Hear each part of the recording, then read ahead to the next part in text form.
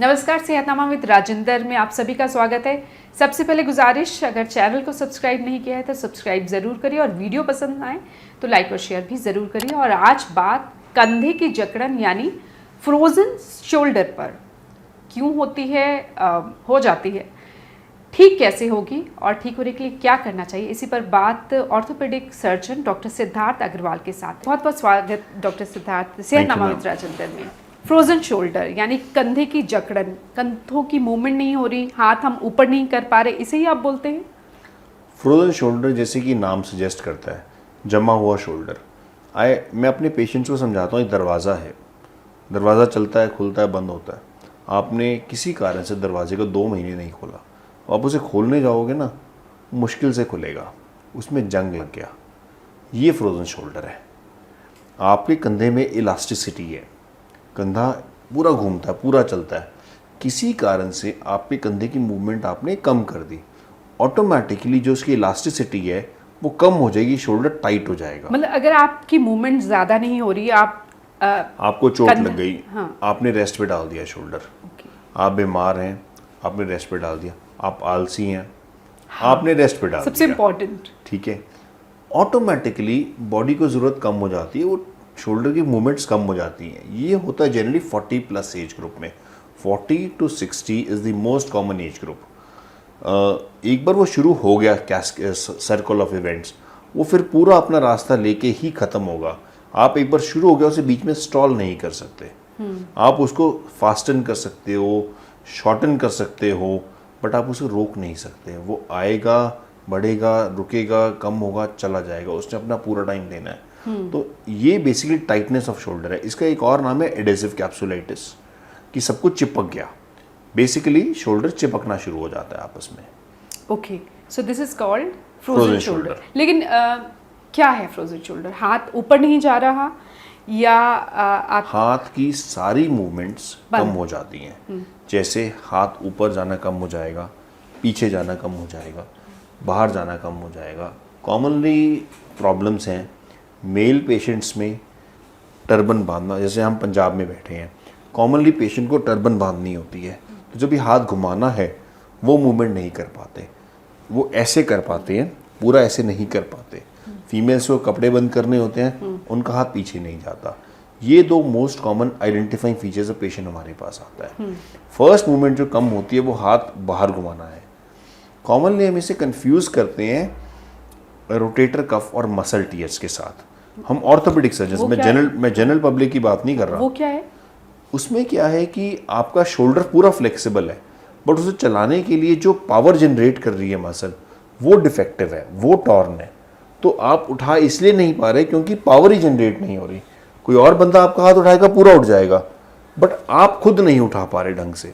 तो कॉमनली हम orthopaedic surgeon भी ये गलती करते हैं और हर रोटेटर कफ टीयर को फ्रोजन शोल्डर लेबल करते हैं। बट फ्रोजन शोल्डर हार्मलेस चीज़ है। रोटेटर कफ टीयर तंग कम करती है, बट वो एक प्रॉब्लमेटिक चीज़ है। ये बात हमें समझनी पड़ेगी बीइंग अ जनरल पब्लिक, कि हर लेबल्ड फ्रोजन शोल्डर ज़रूरी नहीं है कि फ्रोजन शोल्डर। हम खुद डायग्नोज रैंडमली ना करें तो अच्छा है।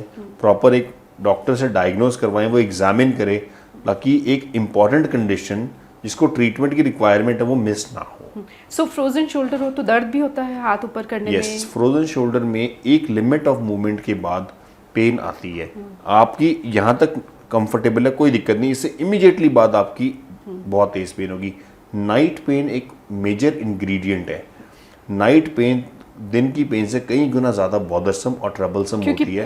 रात को आप सोते तो आपका हाथ शायद बाहर भी जाता है, किसी भी तरफ जाता है। आपके एक्सटर्नल डिस्टर्बेंसेस खत्म हो जाती हैं, सारा फोकस शोल्डर पे चला जाता है, प्लस हाथ की मूवमेंट कंट्रोल में नहीं रहती।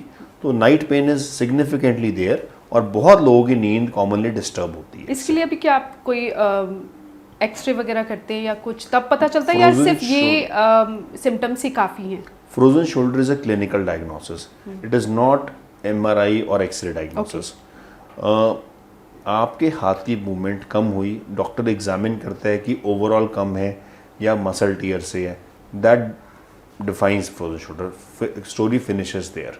बट एक्सरे करना इसलिए कंपलसरी है कि हम और किसी कंडीशन को फ्रोजन शोल्डर लेबल ना करें। ओके। इसलिए बाय डिफ़ॉल्ट एक एक्सरे किसी भी टोटल ड्यूरेशन ऑफ ट्रीटमेंट में होना चाहिए। ये है किन पेशेंट्स को ये होता है वो हमारे आइडेंटिफाई करना ज़रूरी है कि 40 प्लस लेबल करने की टेंडेंसी रहती है। 40 से लेस एज ग्रुप में we should be extremely careful thinking a diagnosis of frozen shoulder. और अब इलाज भी बताइए।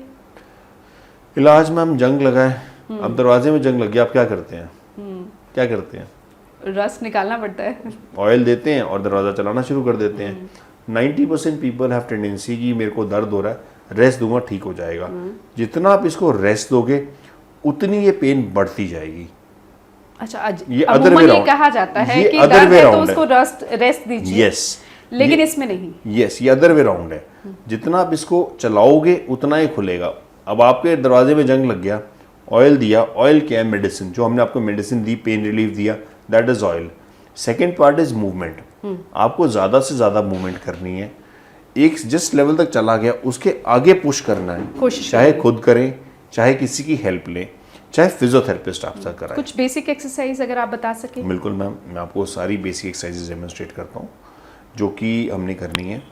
एक लेवल ऑफ मूवमेंट पेशेंट की आ गई, इसके आगे लेके जाना है। ये हाथ यहाँ रुक गया, ही जा रहा है, तो we can use the other hand, hold the both the hands, और ये हाथ दूसरे को पिक करके ऊपर तक लेके जाए। जहाँ तक जाता है उससे 10% आगे खींचने की कोशिश करनी है। ठीक है, टावल लेके हम होल्ड करके खींचने की कोशिश कर सकते हैं, both up and down. These two are very common exercises. Thirdly, wall climbing. हम वॉल पे अपना हाथ रखें and we can just walk on the wall. जितना हम ऊपर मूव करेंगे हमारा कंधा ऊपर खुलेगा।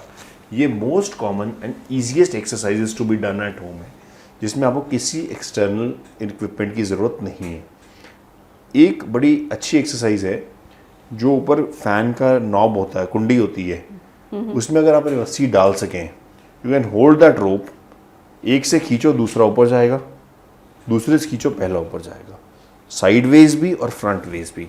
ये बहुत अच्छी एक्सरसाइजेज हैं जो आप फ्रोजन शोल्डर के लिए घर पे कर सकते हैं, तो बहुत जल्दी रिलीफ आता है। कितनी देर एक्सरसाइज करनी चाहिए, दिन में कितनी बार करनी चाहिए? 2 से 3 बारी, 15 से 20 मिनट। ओके। सिंपल। कितने दिन? जब तक ठीक नहीं होता। सबसे पहला सवाल कि ठीक होने में कितना टाइम लगेगा, इसके लिए मैं आपको ना एक ग्राफ बना के दिखाना चाहूँगा। ये हमारी प्रॉब्लम है, आती है, बढ़ती है, रुकती है, कम होती है और चली जाती है। ये फ्रोजन शोल्डर की प्रॉब्लम है। अगर हम इसमें कोई भी इलाज नहीं करते, नो ट्रीटमेंट, एवरेज ड्यूरेशन लगती है 1.5 से 2 महीने या साल। अगर without any treatment frozen shoulder self resolving, self treating problem है 1.5 से 2 साल में। नहीं, अगर 1.5 से 2 साल नहीं लगाने फिर क्या किया जाए? सपोज हमने आपका यहाँ ट्रीटमेंट स्टार्ट किया, हमारी उम्मीद ये रहती है कि भाई ये अगले 15 दिन में ठीक हो जाएगा, खत्म। ऐसा नहीं होता, ये फिर भी बढ़ता है, कम होगा। आप डॉक्टर के पास गए, डॉक्टर ने एक्सरसाइज कह दी, आप ट्रीटमेंट ये वाली एक्सरसाइज कर भी रहे हो, फॉलो किया, उसके बाद भी तब भी इसने ऊपर जाना है, कम होना और चले जाना है। ऊपर जाने का मतलब पीक प्रॉब्लम बढ़ेगी, जहाँ दर्द भी होगा, जकड़न और बढ़ेगी, डिस्पाइट आप you have started doing exercise. मुझे मेरी फ्रोजन शोल्डर ट्रीटमेंट में पहली चीज़ जो है वो पेशेंट को रीअश्योर करना है कि आपको टाइम लगेगा और ये ठीक हो जाएगा। जब तक पेशेंट को ये समझ नहीं आएगा वो कंफ्यूज और डरा हुआ रहेगा। इसको बढ़ना है, कम होना और चले जाना है। जो ड्यूरेशन हम 1.5 से 2 साल देख रहे थे वो रह जाती है 9 से 12 महीने। ये चीज़ मैं हर पेशेंट की फाइल पे ड्रॉ करता हूँ ग्राफ, और मैं कहता हूँ कि जब आपको फ्रस्ट्रेशन हो रही हो ना, इस ग्राफ को देखना, आधी टेंशन खत्म हो। एक बिना एक्सरसाइज के ठीक हो जाएगा और नहीं, एक एक्सरसाइज के साथ जो 2 साल वाला है वो बिना एक्सरसाइज ठीक है। अब ये बताना चाहता हूँ कि आप ठीक तो हो ही जाओगे, और दूसरा टाइम लगना ही लगना है ताकि आपको परेशानी ना हो। शुगर के पेशेंट्स को हमेशा ये तकलीफ ज़्यादा तंग करती है और ज़्यादा टाइम लेती है। अब सवाल आता है कि क्या ट्रीटमेंट है। पहला प्रॉब्लम आपका क्या है? क्या प्रॉब्लम है पहला आपका? पेन। दूसरा प्रॉब्लम क्या है? मूवमेंट नहीं हो रही, जकड़न, स्टिफनेस। पेन के लिए क्या देंगे आप? क्या लेंगे? पेन के लिए मेडिसिन। सिंपल। मूवमेंट नहीं हो रही उसके लिए क्या करेंगे? एक्सरसाइज। फिजियोथेरेपी एक और कंपोनेंट है, वो पेन भी कम करती है और स्टिफनेस भी कम करती है। सो हमारा ट्रीटमेंट आया medicine plus physiotherapy plus exercise, ये हमारा टोटल फ्रोजन शोल्डर का ट्रीटमेंट है। 99% पेशेंट इससे ट्रीट हो जाते हैं। जो ये इससे नहीं रिस्पॉन्ड करते उनको हम फर्दर इंजेक्शन या और चीज़ों में ट्राई करते हैं। व्हाट आई वांट टू से, medicine plus physiotherapy plus exercise treats 99% of the frozen shoulders. Just that you need, patient को समझ आना चाहिए कि ये ठीक हो जाएगा, मुझे डरना नहीं है और मुझे मेहनत करनी है। अगर वो एक्सरसाइज नहीं करेगा, पेन चली जाएगी, वो ठीक हो जाएगा, पर कंधे की मूवमेंट रिस्ट्रिक्टेड रह जाएगी। अच्छा, कंधे की सो वो जो मैं कह रही थी कि 2 साल में ठीक तो अपने आप हो ही जाना है, बट तो एक्सरसाइज मूवमेंट रिस्ट्रिक्टेड रह जाएगी। हाँ, तो अगर हाथ एक्सरसाइज करनी बहुत जरूरी Yes. है अगर आप अपने वो जो जंग लगा है ना, कंधे को पहले जैसे ही मूव करना ये चाहते अगर वो जंग लगा है जो शोल्डर में, जो दरवाजे पे जंग लगा है, वो आपस में जुड़ जाता है लोहा, तो ये शोल्डर इससे ऊपर पेनलेस हो जाएगा, बट इससे ऊपर नहीं दर्द नहीं जाएगा। होगी पर मूवमेंट ये इतना जा रहा है पहले जैसी नहीं होगी। यस, मूवमेंट लानी है तो तो एक्सरसाइज करनी है। सो इसका इलाज बेसिकली एक्सरसाइज है and painkiller to control the pain, सिर्फ जितना जरूरत है उतना, क्योंकि 10 महीने 12 महीने पेन किलर्स नहीं दे सकते, सिर्फ उतना देना है जितना पेशेंट को जरूरत है। Treatment is exercise, exercise and exercise. Harmless condition, very irritating, very troublesome, सिर्फ पेशेंस और एक्सरसाइज की जरूरत है। बहुत बहुत शुक्रिया डॉक्टर सिद्धार्थ इस पूरी जानकारी के लिए। उम्मीद करती हूँ फ्रोजन शोल्डर की समस्या से अगर आप जूझ रहे हैं तो उसका समाधान आपको मिल गया होगा। एक्सरसाइज बहुत ज़रूरी है, वो ज़रूर करिए। और एक चीज़ और ज़रूरी है कि सेहतनामा विद राजेंद्र को अगर सब्सक्राइब अभी तक नहीं किया तो उसे सब्सक्राइब ज़रूर करें। वीडियो पसंद आए तो लाइक और शेयर भी ज़रूर करें। शुक्रिया।